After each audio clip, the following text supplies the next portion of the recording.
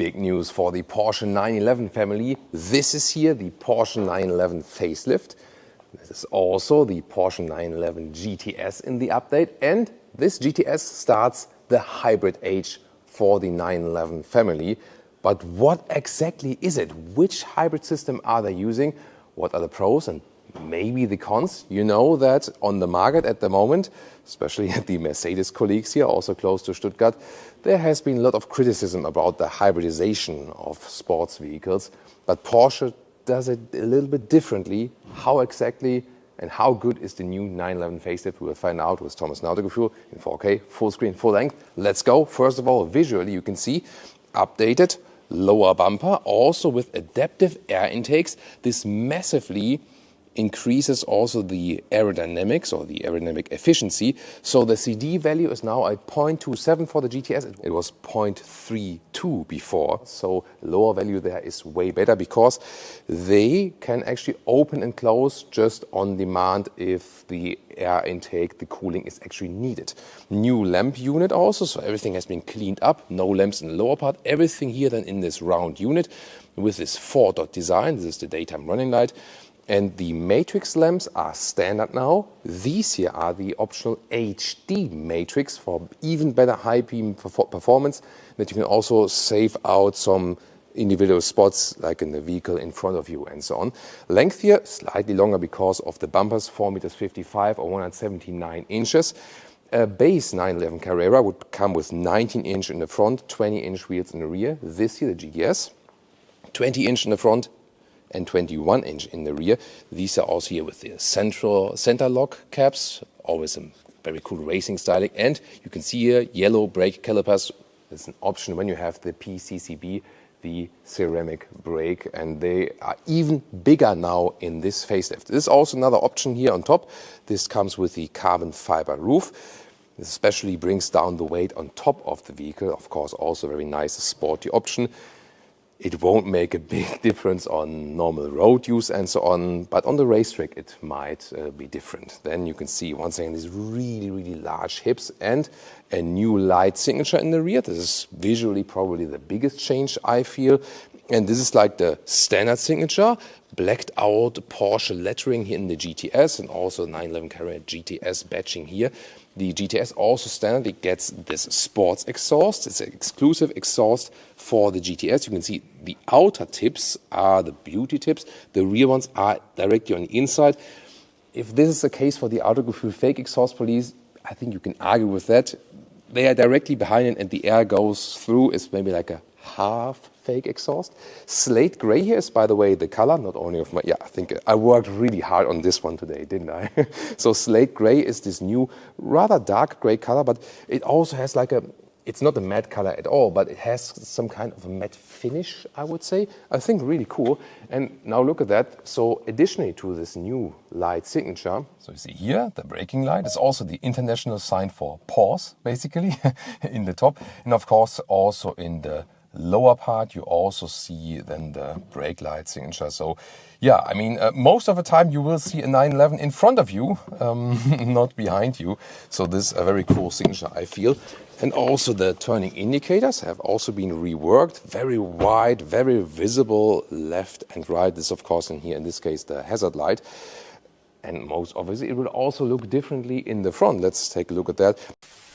4-dot design, then also for the turning indicators or for the hazard lights. So I think visually, both from the light perspective and also the general, I think it looks even cleaner, even more distinctive. So visually, I really love the updates. What about you? Oh, and have you seen in the very lower part, left side is for all the sensors and the right side is for the night vision. By the way, maybe you've already discovered this red vehicle here in the background. This is a convertible because most of the facelift, once again, as coupe, convertible, and also as a Targa. But here the normal convertible. This is a normal 911 Carrera, so not the GTS, which would start with 19 and 20-inch wheels. But these are also the optional 20-inch in the front, 21-inch in the rear. So you can also get it for a normal 911 Carrera. Here with some aerodynamic function of the wheels at the side. This really striking red color here, by the way, is called Indian red. So I think it's a very lovely red color. And difference, what we can see visually from the rear is that we have here the standard exhaust. So they're a little bit deeper in there, not as large, not as black as the other one. Then also here the bright Porsche lettering, if you're not in the GTS scheme. But other than that, you also get the very same light update here. And towards the front, actually, if we come around here, it's also interesting that these adaptive air intakes I've been talking about with the GTS are not present then here in the normal base model. Here you have these two horizontal elements, but still a very nice and clean look. So the GTS, once again, of course, gives you this, this darker, more sinister look here. Is always positioned not the quickest model, but definitely always like the model that screams out sportiness in a most extreme way, I would say, actually. But about sportiness is, of course, about the performance. I just deactivate the indicators now, and I open the service flap then here for you, because then we can talk about the engine. Most obviously, the 911 has always had the rear engine concept. So the only thing you can see here in the rear is this service opening here for fluids and so on, oil, and here on the right side and so on. So this is the only thing you can actually see. And let's talk about this new engine concept, because this is like a big thing here with the facelift. So actually this base Carrera would still start with the 3-liter 6-cylinder flat engine, now upgraded to 400 horsepower and 3.9 seconds in the acceleration figure for the coupe. The convertible is always 0.1 seconds slower at least. Even more figures being released at the later stage, but already a power upgrade for the normal 911 Carrera, because the base model now basically gets the old GTS engine also with the big turbos and so on. You also have sent 2 turbos in there then. But then the big news here for the GTS model that is introducing the hybrid. So first of all, why are they doing it? The background is EU regulations that everything that comes out of the exhaust needs to be even cleaner. And the thing is, when you are in regions of really high performance cars and you rev it really, really high, then it can happen that they run at a stage where there's just more exhaust fume, which are not 100% filtered by all the systems and so on. So by regulations, they always want to fulfill everything, of course, really correctly and 100%. And so they need to think of a new system that if they go for the very high performance models, they can still fulfill all the regulations also in future. So first of all, it's a 3.6 liter 6-cylinder flat engine, so 0.6 cubic is basically increased. So that's the first thing. Then the system output is 540 horsepower. And you're here now at the acceleration figure of 3 seconds to 1 kilometers an hour. This is actually 2.9 seconds to 60 miles an hour. The convertible would be just 0.1 seconds slower, but this means these are acceleration figure that we so far actually had with the 911 Turbo. How does it actually work? You have 2 electric motors in there. One electric motor is powering the vehicle as well, and the other electric motor is there for the electric turbocharger. And this means here you only have one turbocharger, because at the same time they also wanted to keep the weight low.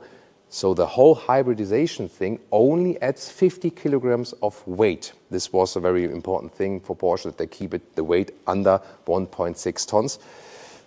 Because we know that other performance hybrid systems, they add so much weight that it also affects the maneuverability of the vehicle. And here Porsche says it won't, and soon, of course, we can also drive it and maybe confirm or not. But yeah, I mean, if it's just 50 kilograms of weight, I think it should not affect the vehicle too much. Then another big question is, because that was a huge problem with the recent Mercedes hybrid models, do you have the maximum peak performance always available?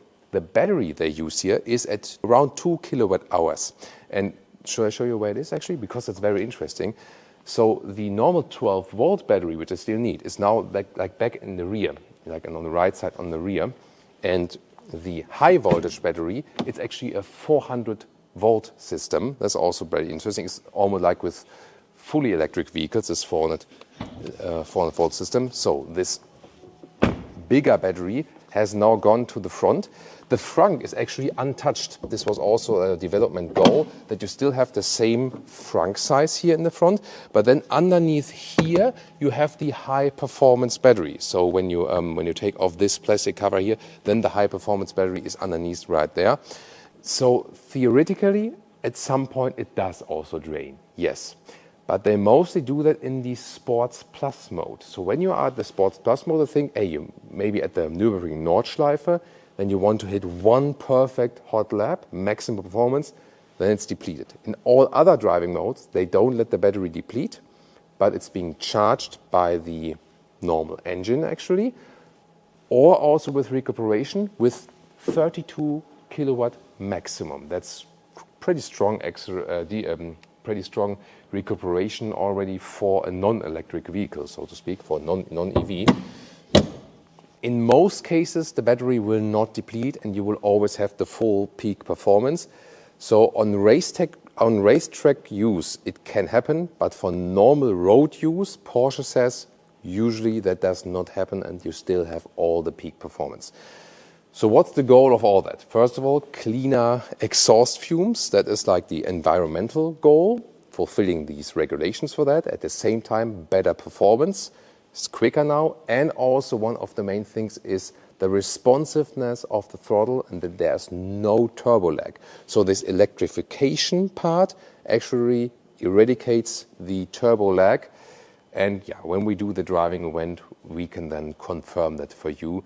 But the first tests, what we've seen so far, already confirm that it actually works. So this then, yeah, all with the pro and con of the system. But you see that Porsche actually went for a, let's say, yeah, very interesting technology for the hybridization, but really kept it like sports car lightweight focus. That's why also why the normal 12-volt battery is like a small lightweight lithium-ion battery, which has the disadvantage that when we did some tests with the convertible and with the Targa already pre-facelift, it did happen that we actually depleted the battery, you know, when we are stationary, open and close the roof, played with the infotainment system, let the lights run. Of course, filming is always a special use case, but I can tell you, if you have a Porsche 911 in this new generation and you do these things while stationary, rather let the engine run, that there's no danger of the 12-volt battery being depleted. Interior is, of course, another thing. So this being a GTS model, it's all about microfiber or race text, how Porsche calls it. And you have also this new structure here, more race text than here. Very small door pockets, as we know, but they have also this felt covering, at least from the inside. And then 911 Carrera GTS badge. Also standard a race text steering wheel. I like that. So this interior here would be the, let's say, most animal-free for the 911, which would also be my choice. It's not entirely animal-free on the outside. They don't use high-grade leather red right here yet. And here on the seat, you also see, once again, the new structure. This looks a little bit different than on the inside of the doors, but it adds more structure to the whole microfiber material, GTS then on the top of that. So let's get inside. And you also have a new cockpit. And these seats are, I mean, it's a sports vehicle overall, but when you have the microfiber surface, it's so much more adapts to your body and is so much more comfortable than the animal skin seats they also offer. It's just softer and especially like for the bones, you know, underneath. So, and that's very important to me. With 189, 6'2", still leaves some headroom left here, and steering wheel can be controlled electrically up and down, in and out. Nice carbon fiber. This drive mode selector is now always standard. If you have the Sports Chrono package, you also have this red dot then here for the boost mode. And Sports Chrono package, of course, also always adds this analog clock here on the top. And yeah, when we now get to the cockpit, maybe you've already discovered it. The analog part in the middle for the rev counter is gone now. So now also the rev counter is all digital, so 12.6-inch digital instruments. Yeah, but actually they look quite cool. But still, analog rev meter would still be cool, wouldn't it? And we like that they kept the real buttons here at the steering wheel, for example. Clean, stretched cockpit and 10.9-inch infotainment, everything upgraded. Here in this GTS hybrid, you also have these two views that you can see also, some battery details and so on, even the battery temperature from the high voltage battery. There you can also see that in the front there's the high voltage battery then, so yeah, that's very interesting, definitely. And of course, Android Auto, Apple CarPlay connection will always be possible. The infotainment system is actually, quite decent, quick enough. Most of the time you will use the smartphone mirroring anyways, I would say. Really nice microfiber covering also here, for example, also for the glove box is dampened. Here is the traditional cup holder for the passenger princess, for example. And then also some upgrades here for the middle console. So first of all, the shifting lever has this brown shaver style, like zzz. We know that already. This has not been changed, and I like that they also kept nice clicking sounds here for the climate unit, manual to control. These indentations here in the middle console are new. They add some more three-dimensional styling for the middle console. I would take it that way. Seat heating buttons, also with nice clicking feedback. Cup holder is right here, electric parking brake. And this is also an upgrade here, the middle armrest, you slide up, and then there's now inductive charging, and it's also cooled so that the smartphone does not overheat. So important, because with so many inductive chargers it just simply overheats, and that's it. And for the rear, that's very interesting, by the way. That's also, like before, if you look there, this is like a no-seater behind, so like it's just a two-seater, so you have just a storage space right here, but you can also still get a rear bench on demand. So also there, the hybrid system has actually no influence. It does have a massive influence on the Nürburgring Nordschleife lap. If you compare the predecessor GTS to this one here now, it drove 8.7 seconds quicker on the Nürburgring Nordschleife in Germany. So this is a massive step forward. Actually, you can already see that as for the performance. Other features, how could they achieve this? Electro-hydraulic anti-tilt control is now also standard for the GTS. The 400-volt board net helps by that, so we can not only do that, but also, for example, this lift here in the front for the basement garage, that the front goes a little bit higher, is way quicker now. Once again, also because they have the 400-volt net. Then PASM is standard for the GTS. That's the adaptive suspension. It also sits 10 millimeters lower than the standard model. And also standard for the GTS now, the rear axle steering. So yeah, you can see this GTS, they call it, by the way, T-hybrid, as from turbo hybrid, because the turbo is, has this electric turbo now. So definitely the GTS is now a technology machine. Yeah, but as I said, when their argument is that they need that for their high performance engines, I think we could very well expect that the Turbo and the Turbo S also overtake this technology.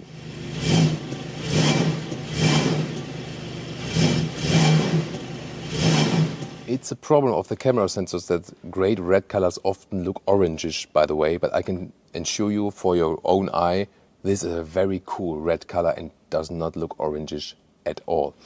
What's cooler with the convertible, I want to show you here, this wind deflector. This has always been a thing here with this new generation. So this is a very flexible thing because you have a real, strong, large wind deflector, a classic one, but at the same time, it's very easy to unload luggage or also people, because most obviously you see, this then here does have the rear bench. It is always a 2+2 seater, so you see here, when I sit here, there is hardly any space behind it. Of course, I could get inside theoretically, but I know these timecode things are coming. Thomas in the rear seat, but then if the seat is as I would be driving, it would be more like no. I think today is like there's a reason that they put some isofix here on that, so you can at least use that for child seats. But it's more about that you have some maybe like an additional bag on there, or whatever you want to do with it. But probably not for people. Maybe like on the passenger seat when you move that one all the way forward, and then there's someone behind on the passenger seat or something like that. So we did the test here. Can Leah sit there in the rear behind the passenger seat when it's a little bit more forward? More or less. I mean, she's also not small at all. So, Doesn't work that well. By the way, if you have the 2+2 seater but still want to put something on the rear bench, you don't have to put it on the seat. You can fold down these, and then you have like this more even field here to put a bag on it without damaging the seats or something. Now, let's close the convertible top. See, it always looks spectacular, doesn't it? And for me, it's always the most interesting thing, how do convertibles look like when they're closed? Because me personally, I'm like a big convertible lover. So let's put up all the windows. This is like the button for the rear window. It's interesting. Let's put this one up. There we go. And I think a convertible is well designed when it looks from the outside like equally as good or almost like the coupe. What do you think about this? Pricing, by the way. So you start at 130,000 euros for a base 911. This here as a convertible and also with leather wheels will already be more expensive. A base GTS now with this new hybrid system is at 170,000 euros. But here with all the extras, bells and whistles and so on, you can still already crack like around 200,000 euros.